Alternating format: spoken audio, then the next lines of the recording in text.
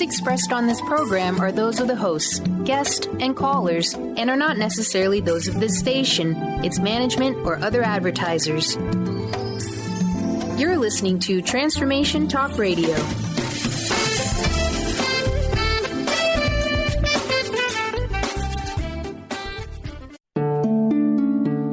Welcome to Conscious Confidence Radio, a timeless wisdom with Sarah Mane.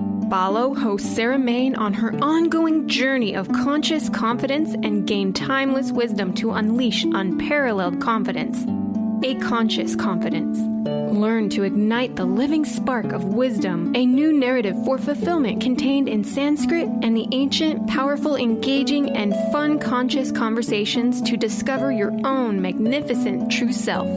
Learn to dispel the fear shadow as Sarah provides essential knowledge about embracing change and the power of transformation. Get ready. Conscious Confidence starts now. Welcome, everyone. Welcome to Conscious Confidence Radio. It's great to have you along. I'm Sarah Mane, and I'm the creator and founder of Conscious Confidence, a timeless wisdom. And today I've got a very special guest, as you can see, sitting next to me.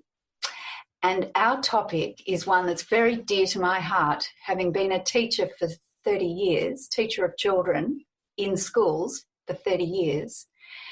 And my guest is Gilbert Mane, and I'm going to talk about the name in a minute.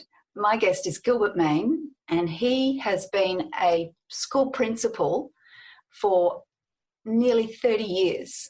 So he's got a lot of experience on the topic that's dear to my heart, which is education.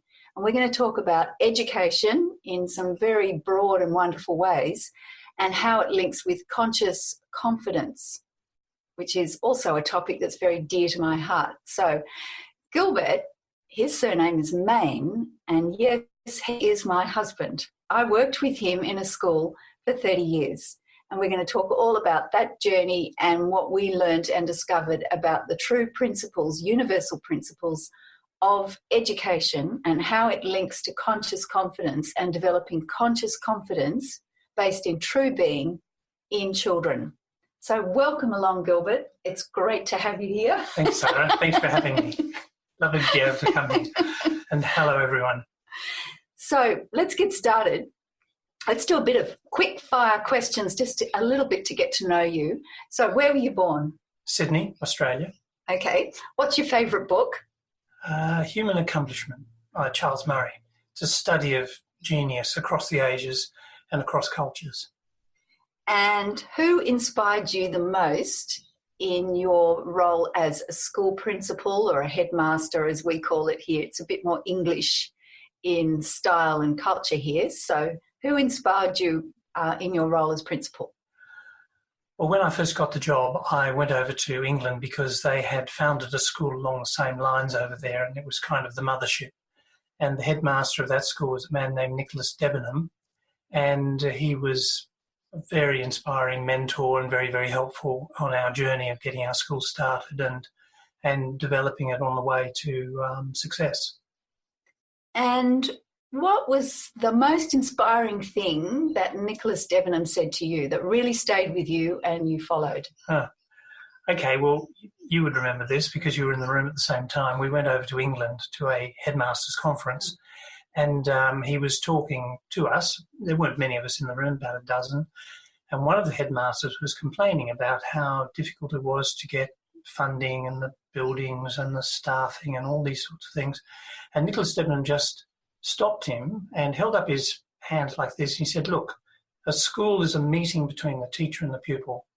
He said, that's what a school is. He said, what happens in that space between the teacher and the pupil is all that matters. He said, if there's love and intelligence and creativity and wisdom in that point, then everything else is fine. Doesn't matter what else you don't have, your school will be fine. I found that very inspiring. Wow. And very simple. Wow. Because all you had to do was make sure that was right, and then you didn't have to worry about to worry a little about the buildings and the money and the financing.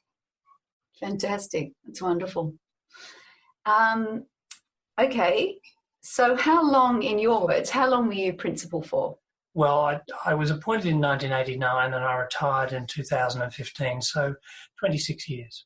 And what did you do before you were a principal? Oh, I was a lawyer. Not a good one and not a happy one, but there you are. You can do something to fill in your time before someone asks you to become a headmaster.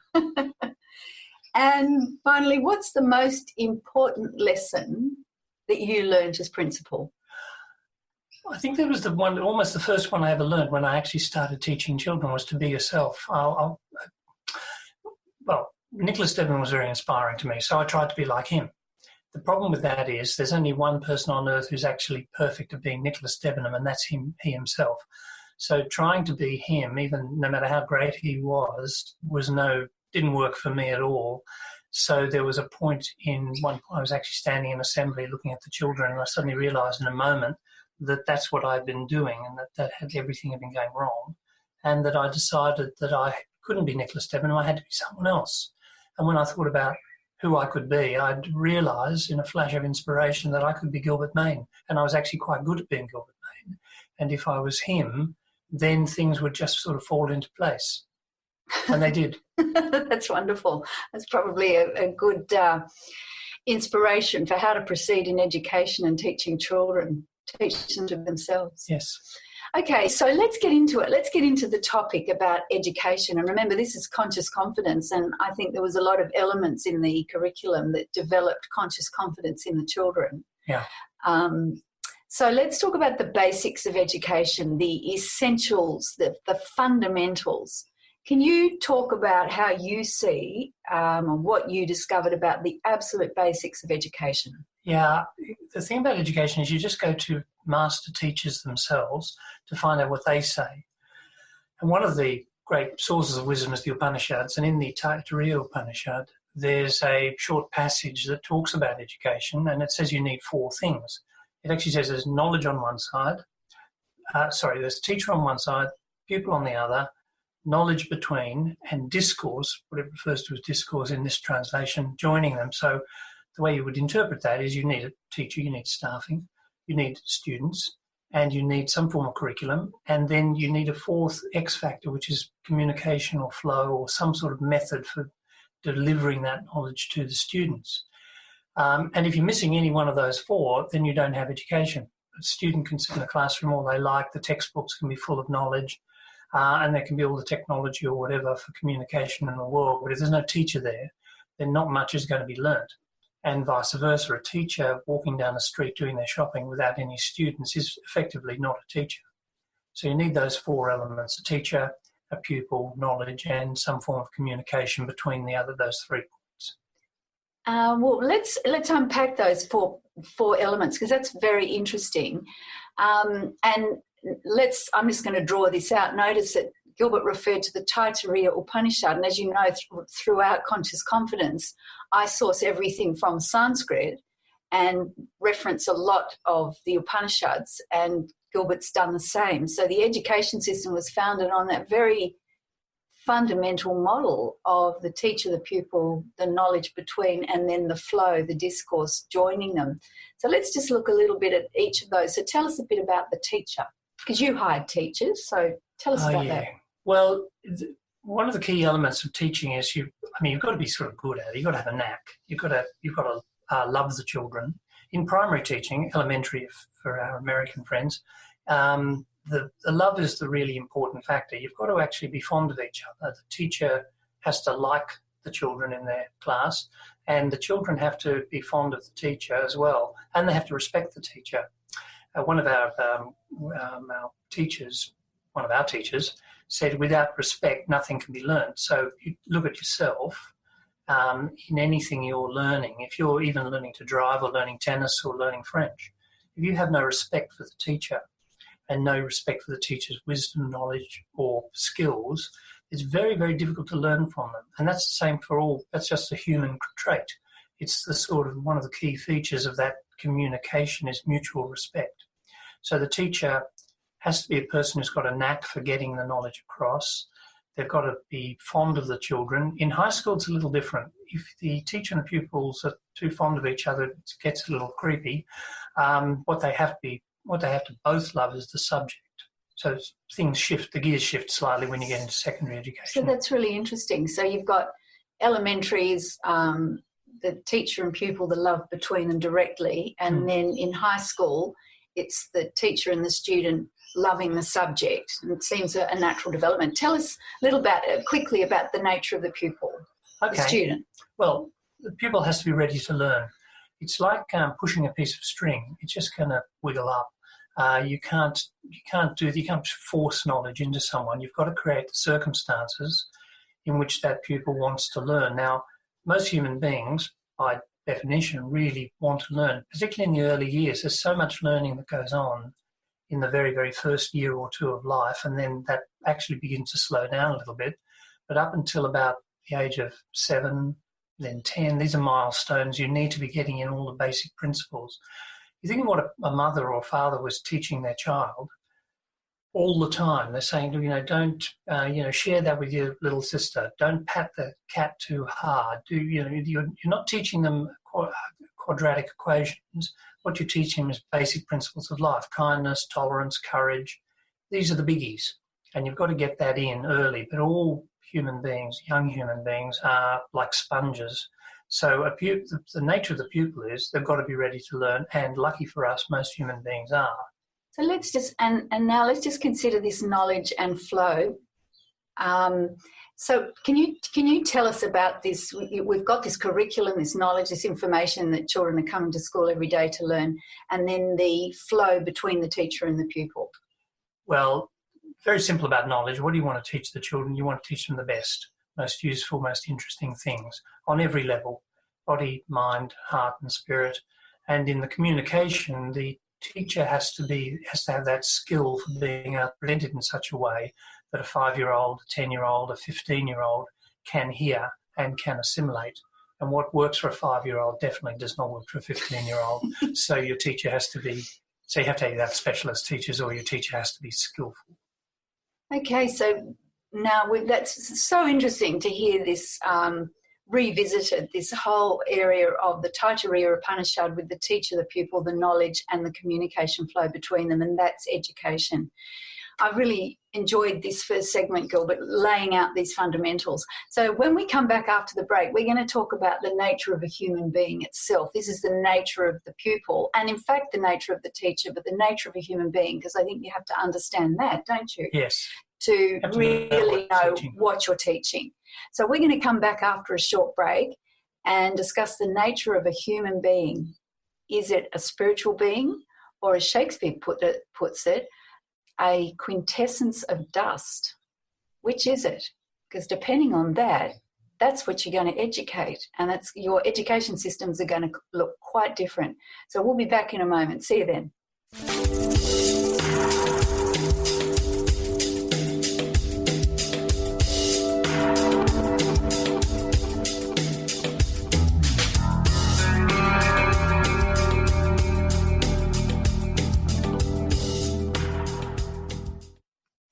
Dream on, fly high, and live adventurously on The Laura Meeks Show.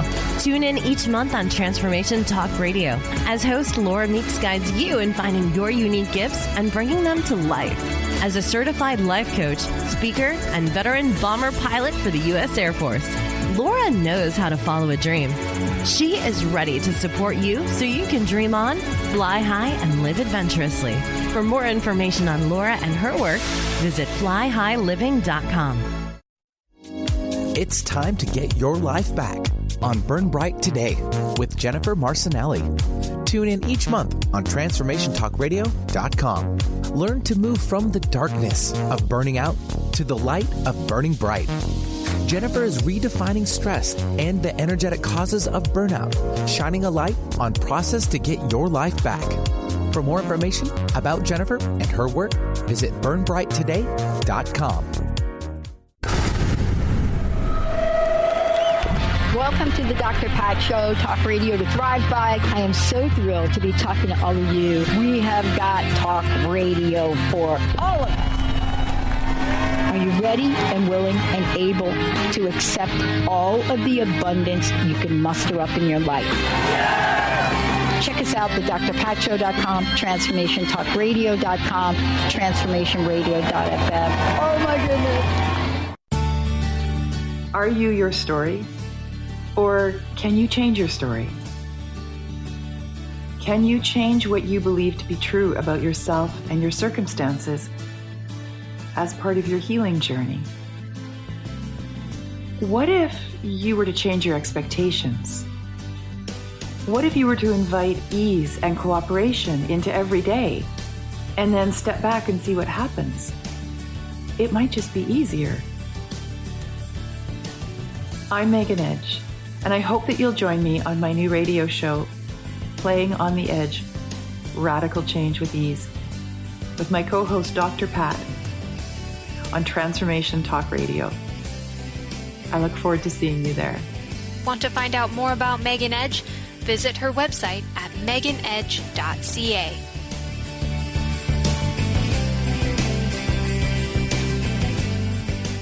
Golden Otter Divinations Radio, where the metaphysical meets the mainstream with Autumn Seibel. Tune in the first Friday every month at 9 a.m. Pacific as Autumn, educator, health coach, and medium, explores metaphysical and mainstream strategies on how to elevate your level of conscious living. Draw in the abundance that is yours by divine right.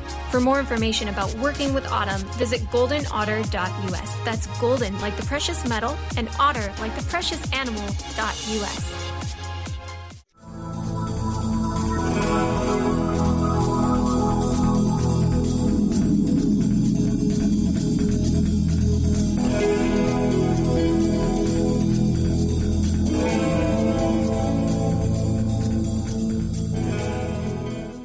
Welcome back, everyone, and thanks for joining us for Conscious Confidence Radio. I'm Sarah Mane, and I've got a special guest today. This is Gilbert Mane, and yes, he is my husband, hence the name is the same. We worked together in a school for about 30 years. Gilbert was the school principal, and this school was founded on universal spiritual principles of education and of life and of the true nature of a human being. And in this part of the show, we're going to talk about the nature of a human being. What is it? Because depending on what you understand a human being to be, that's what you'll educate, and your education system will be developed around that. So, Gilbert, over to you. What is the nature of a human being? Just that's an easy question to have. Easy questions first, that's right. Well, I suppose this is a question that I don't think gets asked very often in education, was what are you actually educating? Because I'll give you an example. We used to have two lovely dogs who've now passed to the great kennel in the sky, and one of them was called Wellington. He was a beagle. And one day I tried to teach Wellington to read by getting the newspaper, getting him up on the couch next to me and going, I had my finger tracking the letters, and I asked him to repeat them, and he never did. So Wellington never learned to read. Now, the problem with that is, one, you could be saying, well, why did Sarah pick this guy to be a guest on her show if he tries to teach dogs to read? But the point is, you don't expect a dog to read. It's not a tragedy if your dog doesn't read. But if a child gets to the age of 12 or 15 or 20 and can't read, you've got a problem. In fact, some sort of intervention should go into that child to make them read, because we expect a normal human being to be literate, to be able to speak, to be able to read, to know certain basic skills, and to be able to accomplish certain things in life, and to be a certain way as well.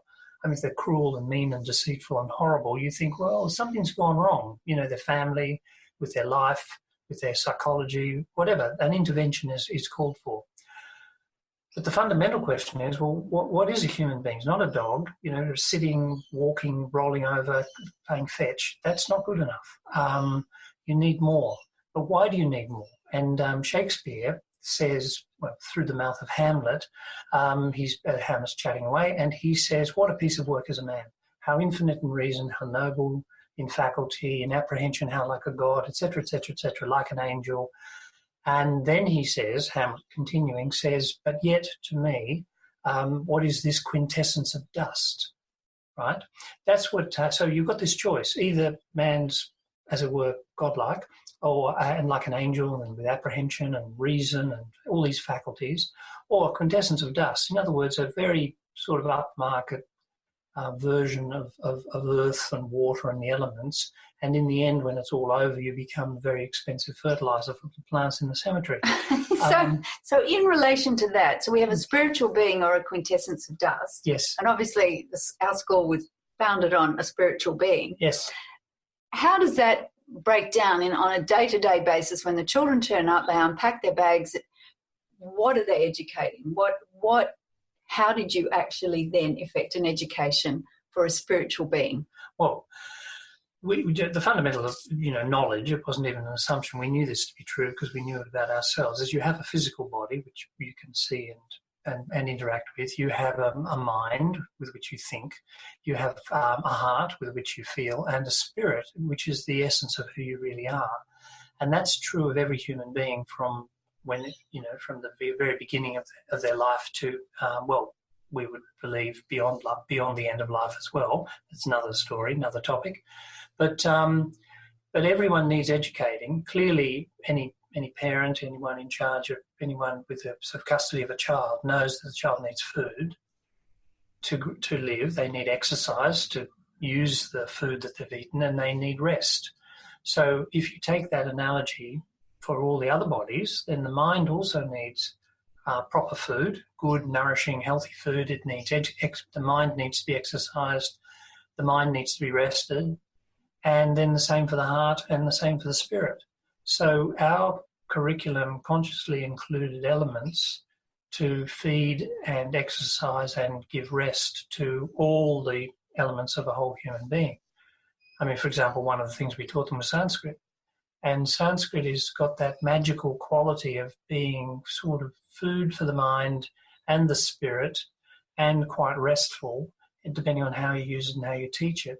And it's also exercise. I mean, it's not that easy for a 5, 6, 7-year-old to start mastering a different alphabet and a foreign language, but we did it anyway.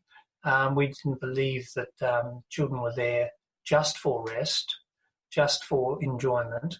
They were there for exercise, and exercise means you have to exert yourself. It's not exercise if you're doing something that's actually quite easy. So Sanskrit filled in a lot of the gaps. So can you tell us more about the heart? How did you feed or nourish the heart? How did you exercise the heart? And how did you rest the heart, that emotional feeling centre for the children? Well, food for the heart comes in very variety of forms. It comes in wonder, awe, magnificence, beauty. So with the art curriculum, with the music curriculum, with the English curriculum, with all of these elements with the poetry, with the painting, with the sort of exposure that the children had to the great works of human intelligence and creativity, this is nourishment for the heart. Surround the children with beauty and surround them with wonder and magnificence. Then, so that's food for the heart. Exercise for the heart is that they produce it themselves. They write their own poetry, they paint their pictures, they sing. You were the choir mistress at the school, I believe, and in charge of choral music and individual solo works. And the music curriculum included Mozart, Handel, Vivaldi. And if anyone interested in knowing how to get 100 10-year-olds singing Vivaldi's Gloria, then I refer you to your host, to today's host of this radio show. Call me now. She's actually very good at it. There's video proof. But and people would say to us, "Well, isn't this secondary subject?" I said, "I wish it were. I wish the secondary schools were teaching this, but they don't. So we have to, and we want to anyway. We enjoyed it ourselves. Part of the reason it worked was because the teachers loved all of the things we got them to teach."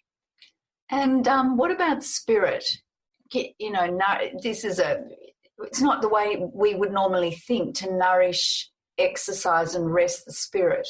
Well, if you think of spirit more like who you truly are, who you're being, like that example before, I was trying to be someone else, and then I realised that was silly, so I then relaxed into being who I was.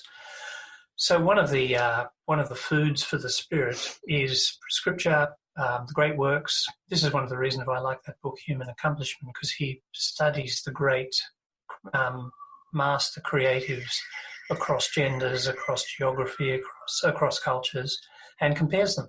And so it's actually a really lovely book in that way.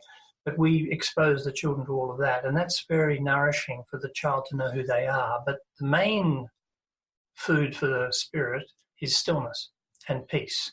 So during the day, before every lesson and after every lesson, the children with down tools sit quietly, close their eyes, and just have a moment of peace and stillness that brought them back to themselves.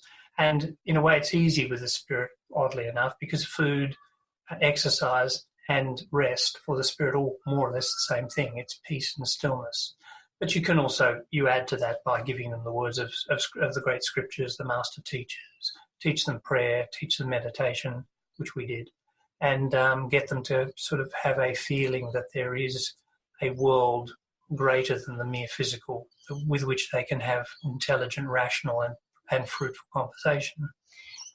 So it's so interesting about the area of meditation and being and connection for the child. My observation teaching was that the children, being young, are naturally connected with themselves, but as they grow, like us all, these things can get clouded over and an apparent disconnection can occur just because of ideas that we hold about ourselves and circumstances and so on and so forth. But that daily, regular connection, those moments of quiet and stillness and in using a modern term, mindfulness, did have a profound effect on the child and on the whole atmosphere and nature of the school. So we're going to talk a bit more about that. But in the next segment, we'll practice together as we do during the show. We'll have a short meditation exercise, a welcome to being exercise. And this is very similar to the one that we practice with the children, and the school's still going and they're still practicing it to this day. It's school holidays here in Australia at the moment leading up to Easter, so the children won't be there practicing it. But all through the term, throughout the day, there's these moments of stillness, and it does have a profound effect on the atmosphere of the school. Do you want to say a little bit more about that? Yes, there was that we call that pausing, which was because it was a pause between activities. And the practical effect of it was it cleared the children's minds. I mean, they're children, so it's not always a perfect science, and you needed a bit of a sense of humour in this regard as well, because there's no point in, again, the analogy of pushing a piece of string. The best way of doing that is for the teachers to demonstrate it themselves. For the teachers to become quite still, then the children naturally fall into that stillness that the teacher creates for them. But the practical effect in terms of just sheer academic curriculum is that children were able to do a lot more work during the day. Teachers from other schools would come and see our school and comment on this, that they teach the technical term as being on task. So the children were on task a significant and noticeable amount more than in any other school, simply because their minds were still and they were clean and fresh when they went into every new subject. So let's take a moment now. We're going to go to a break, and after the break, we're going to practice this exercise. I call it a welcome to being exercise, but it's what we practice with the children, and it's extremely powerful and profound, and the children were doing this every single day, and you'll get to experience it as well. So we're going to take a break, and then we'll be back with the next section of our show. Thanks.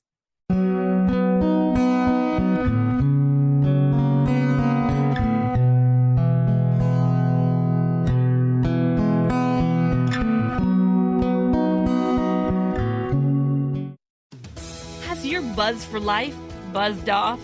Feeling ignored, invisible, and wondering if this is really all there is? The years go by faster as we gain momentum. You're halfway there. Are you gathering speed or puttering out? Hit your stride for the liberating half of life. Comfortable in your skin? You can do better than that. Tune in to Discovering You Again Radio every fourth Wednesday at 11 a.m. Pacific as host Susan Axelrod encourages listeners to decide what they want, get inspired to action, and face challenges head-on. Host Susan Axelrod pulls no punches, encouraging you to grab the brass ring and soar. For more information about Susan, go to www.whatwillyourlegacybe.com. Conscious Confidence Radio, a timeless wisdom with Sarah Mane. Tune in each month on Transformation Talk Radio and join Sarah on an adventurous journey to the deeper level of meaning to move beyond today's world of constant change, confusion, and uncertainty beyond the shadow of fear. This hit show explores key concepts such as confidence, values, and attitude in a dynamic way. To learn more about Sarah and her work, visit sarahmane.com. Is traditional medicine not working for you? Do you still feel as if your health isn't 100%? Here at the Holistic Medical Center, Dr. Nushin Darvish and the qualified staff look through the dimensions of wellness and start a healing plan prioritized to your needs.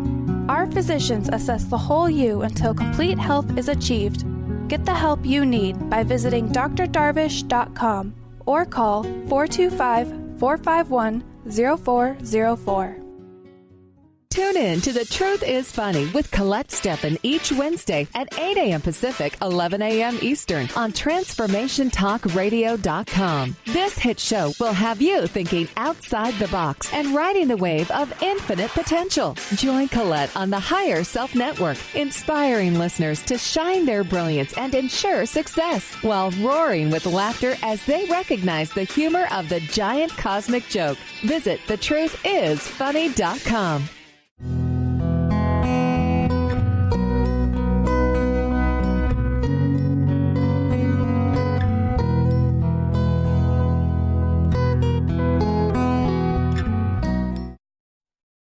And welcome back, everyone. Welcome to Conscious Confidence Radio. I'm Sarah Mane, and this is my special guest, Gilbert Mane. He's my husband. And we've been talking about education, diving into the universal principles of education. And we started with the Taittiriya Upanishad. I don't know that you're expecting that. Teacher on the one side, pupil on the other, knowledge between, and a flow or a discourse joining them.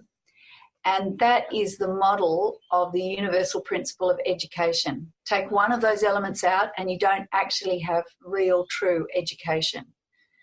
And so in this part of the show, I like to do a little bit of a exercise or a guided meditation so that we all have some time in silence and peace and welcome into our being.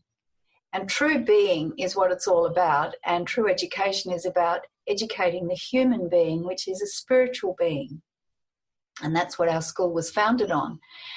And so we're going to practice a little bit of the being exercise, the presence exercise that we did at school every day. And in fact, the school's still doing to this very day. So it's a very simple one. And for children, obviously, very light touch, nothing forced. But just giving them that chance to come back and be with their own presence, just be with their own company and stay comfortable with that. Doesn't matter if children wriggled, we just gently encourage them to come back. And they did definitely have a moment where they fell still and everything fell away. And as Gilbert mentioned, that's an incredibly powerful thing, cleared their mind, made them very effective when it came to learning and focus. They enjoyed things much more readily. They could let things go when things didn't go so well. It had so many benefits. So let's experience those benefits too. So wherever you are, if you're driving, don't do this if you're driving, let's be safe, maybe pull over. But if you're sitting, or you can be standing or walking or lying down, just take a moment now to connect with your true being. This is the truth of ourselves, our beingness, our amness, our I amness, the fundamental powerhouse of who we really are. So just take a moment now to relax. Take a deep breath in and out and let go. And just connect with the physical body. If you're sitting or standing or walking, feel your feet on the ground. Feel the clothes touching the skin. Feel the air playing on the skin, the face, the hands.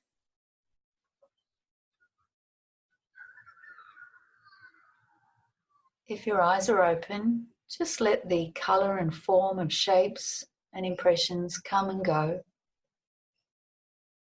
There's no need to label them. If the labels come, let them go. Just be present. And now let the listening be open and wide.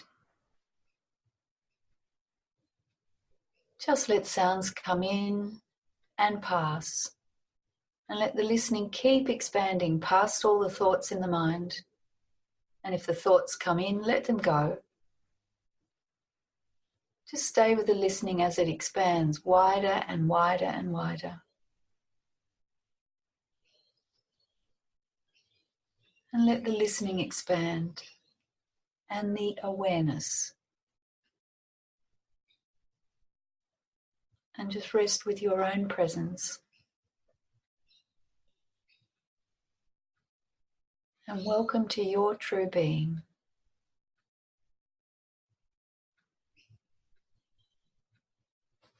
Lovely, thank you. Well, that's a little taste of what the children did at school. So, Gilbert, now tell us about the education itself, what they actually learned every day. You mentioned before about giving them the best, and obviously for physical food, if we're talking about the physical body, we give the best food.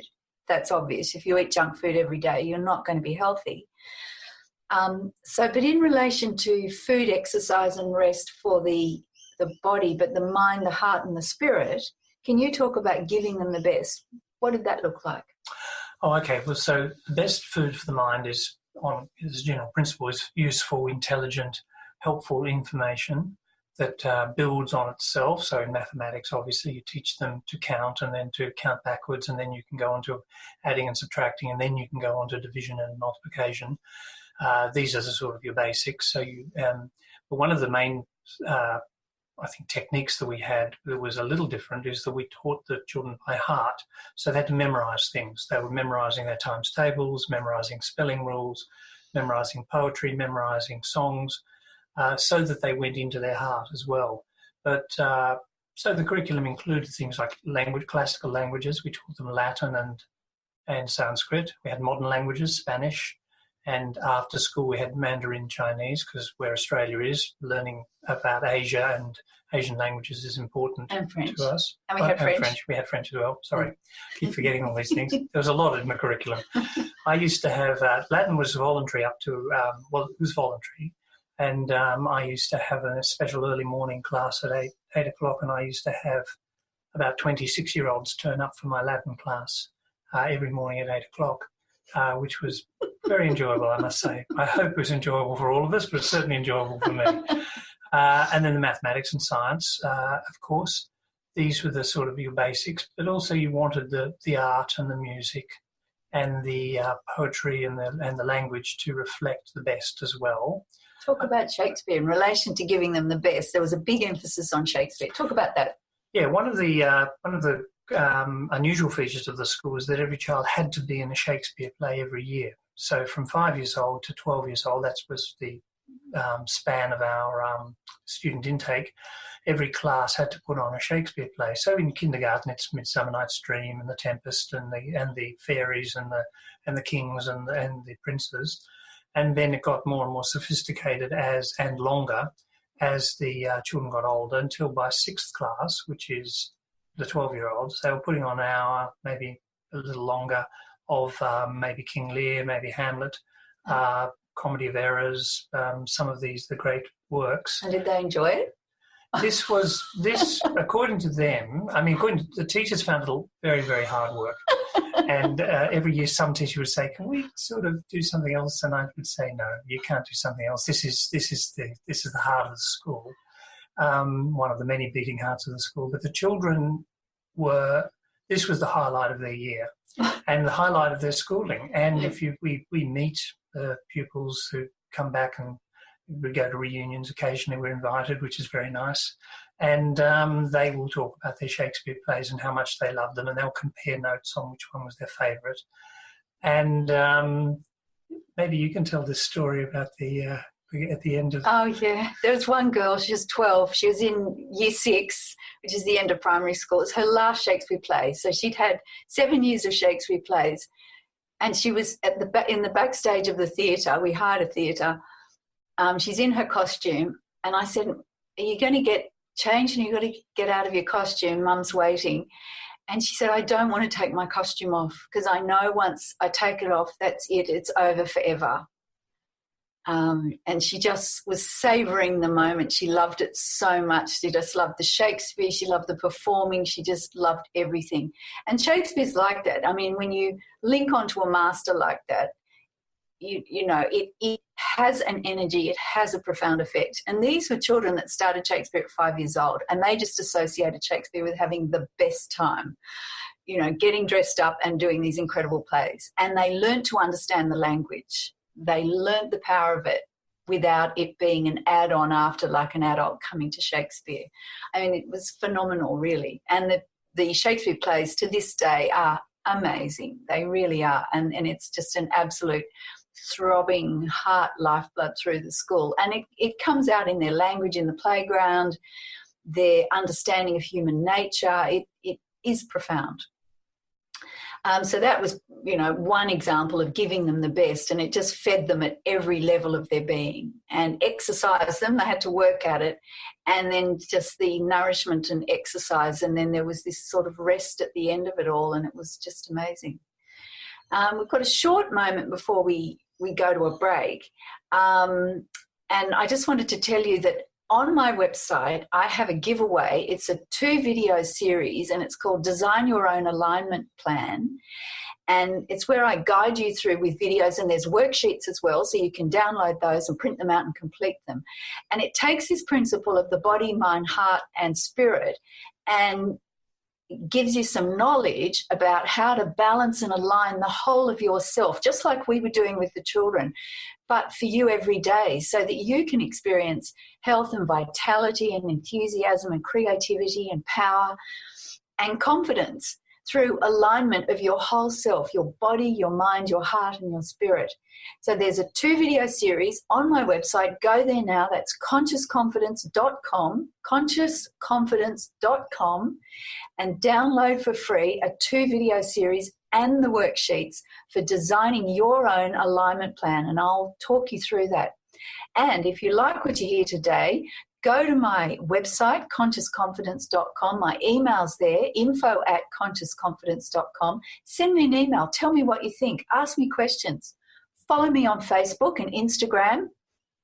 Again, ask me questions. What do you want to know? I'm very happy to talk to you, answer any questions you have.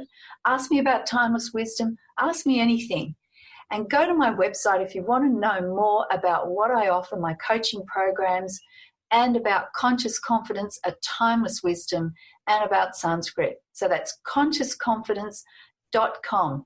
And when we come back after the break, Gilbert's going to wrap up some of the important takeaways that he had from years in the job as leader of a school, and an unusual school, but a wonderful school. So back soon.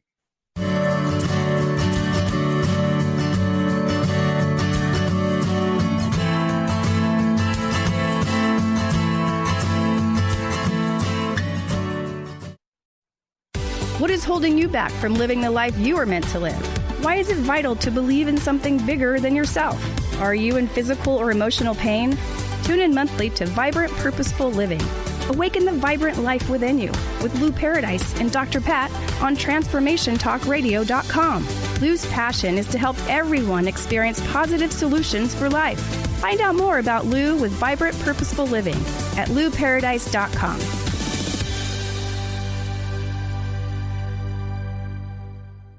Are you done being afraid to jump into the life that's waiting for you? Are you ready for a real shift? I invite you to tune in every Tuesday with me, Tracy L., on the Tracy L. Clark Show, where we will teach you how to live your extraordinary life.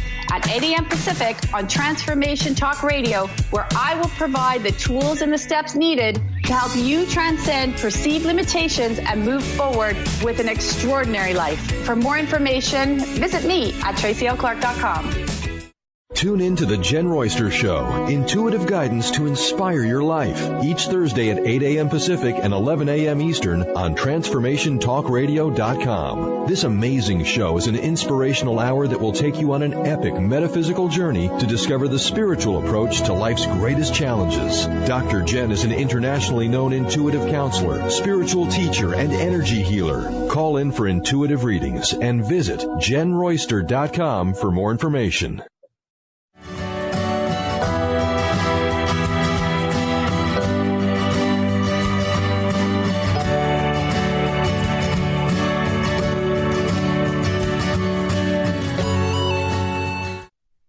Welcome back, everyone. We're just about to wrap up a conversation on our final segment about education. This is my guest, Gilbert Mane, principal of a school, a wonderful school, a bit unusual, but a wonderful school in Sydney, Australia, principal for nearly 30 years, so he's got a wealth of knowledge. And we've been talking about education and how it relates to conscious confidence and developing conscious confidence in the young. And the model of the school was based on the Taittiriya Upanishad, teacher on the one side, pupil on the other, knowledge between, and a discourse or a flow, joining all those elements together as a whole, as a unity. So perhaps, Gilbert, thanks for joining us. We've had a great time. It's my pleasure. Can we now talk about some of the important takeaways? Tell us about that flow. What's in that flow? Well, that's what in any normal teaching would be called teaching practice. How do you actually get it across? What do you do in the classroom? And one of the things that we found was you need to get a balance of love and discipline in the classroom. There needs to be an expansive, use an analogy. We use an analogy of the potter. A potter puts the clay on the wheel's spinning. They have one hand that they put into the clay. That's the hand of love. That pushes outwards for expansion and for growth, and it's a nurturing and a careful hand that pushes outwards so the child grows in wisdom and knowledge and understanding and character.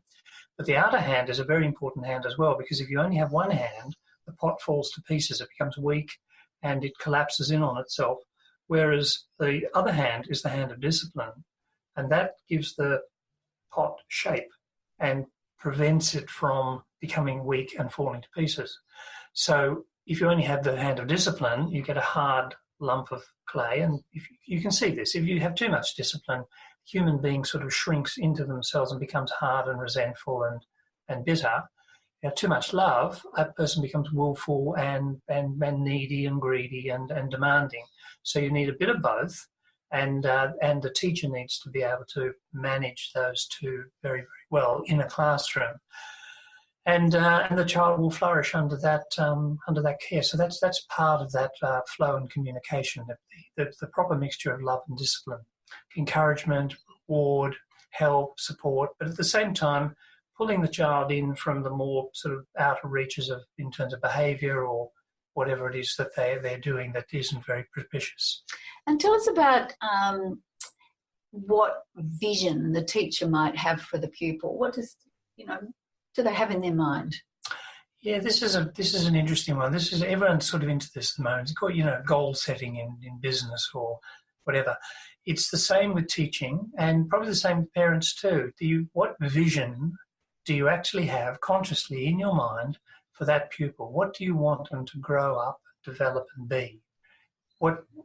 You don't know whether they're going to be a mathematician or a sportsman or a woman or whatever, but that's a bit too detailed. But if you want them to grow up into a good, cultured, civilized human being that can take their place in society, that can make a contribution to and can reap a reward and can be a source of nourishment and care for others, and as well as being receptive and interested in others as well. If that's your vision, then your education will follow that naturally. You don't really have to do much after that. If you just know what the child's going to end up as, then your education will naturally fall into a certain pattern. And what about Plato? I know, as being a staff member on your school, you talked a lot about what Plato said in terms of his advice to teachers. So how did you use that practically in Sydney, Australia, in a modern school? Oh, well, that's another show. No, Plato's got a lot to say about education, and all of it good. Some of it needs a bit of interpreting, but one of the things he said, for example, is overcoming fear in children by carrying them around until they're 3, by movement. And then he says you cure them of self-will by the time they're 6.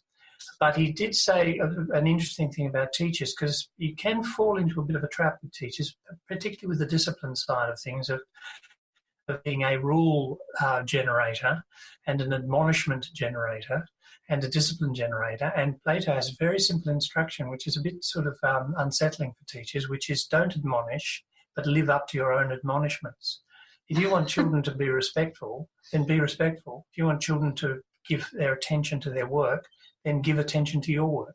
If you want children to be kind and respectful of others, then you be kind and respectful of others. If you want them to show courage, you have to show courage. And one of the people talk about children being lifelong learners, and I used to be, this wasn't a very popular move, but in the staff room, I would ask the teachers, well, are you lifelong learners? What are you doing? What learning are you actually doing that's pushing the boundaries, that's testing you, that puts you in a position that you're putting the children in every day, which is learning new things and struggling with that new learning. And speaking about learning new things, it's so interesting. I mean, it's wonderful to sit and reflect on 30 years of teaching and have this opportunity to share it with you, because it is profound, and it was profound and exciting at the same time. But in terms of new learning, tell us a little bit about what you're doing now. Oh, okay. Well, since my retirement, I took up actually I did this while I was still a headmaster. I've started writing novels and thrillers, but they do contain a certain element of what the genre people would call the paranormal, the things that we used to teach the children about mindfulness. I'm hoping they're not too preachy and attract. But I decided I would start writing. So the first book I wrote was on much of what we've been talking about, but mainly for adults, not really about children's education. And what's that called? It's called 7 Steps to Freedom, which is based on Yoga Vasishta. Yeah. And his system, which starts with a good impulse and ends with limitless realization. And then the novel? And then the novel. Well, my wife, after I'd finished my first book, said, you should write a novel. And I thought to myself, nah, not really. Anyway, I went off to a writer's course and I started writing, and it's been wonderful. It really unlocked creativity, and yes, I mean, they've been quite popular by the people who've read them. And the title's Revelation of the Elders. It's book 1. He's written the second one. That's coming. It's called Warriors of the Elders, but Revelation of the Elders. Both his books are available on Amazon. If you go to amazon.com, they're available. Just look up Gilbert Mane, and I think that'll come up on Amazon, and you can get his books and download them. And then email him or contact him at his website, gilbertmane.com. That's gilbertmane.com, M-A-N-E, gilbertmane.com. And all his books are also available there. It'll link through to Amazon on his website, so you can get them there. And Gilbert gave a TED talk, a TEDx talk a few years ago on education. And it's really fascinating talk, and it summarises much of the approach that he took at the school. So if you're interested in that, go to YouTube and look up Gilbert Mane TEDx, and it'll come up straight up for you, and that'll be a very interesting thing to read and listen to.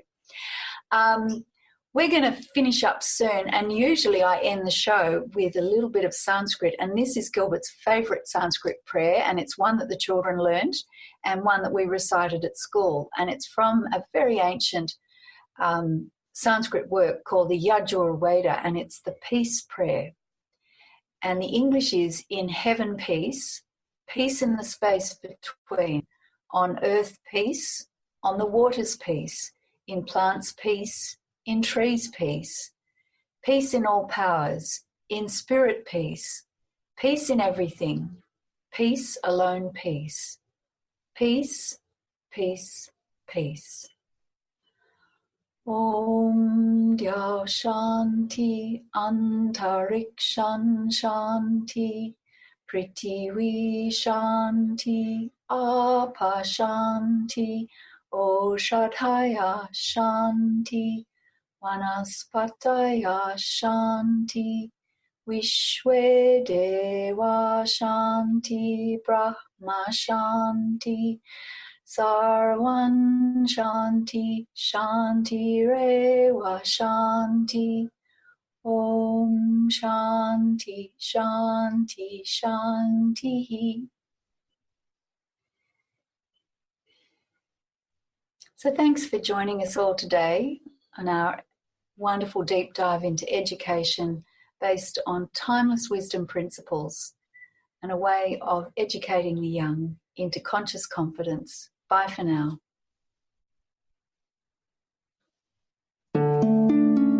Thank you for listening to Conscious Confidence with Sarah Mane. Join us next month on Transformation Talk Radio for more timeless wisdom with Sarah's exciting and innovative approach to living. Discover more joy, freedom, and step into your limitless potential. For more information on Sarah Mane and her work, or to listen to past shows, visit sarahmane.com.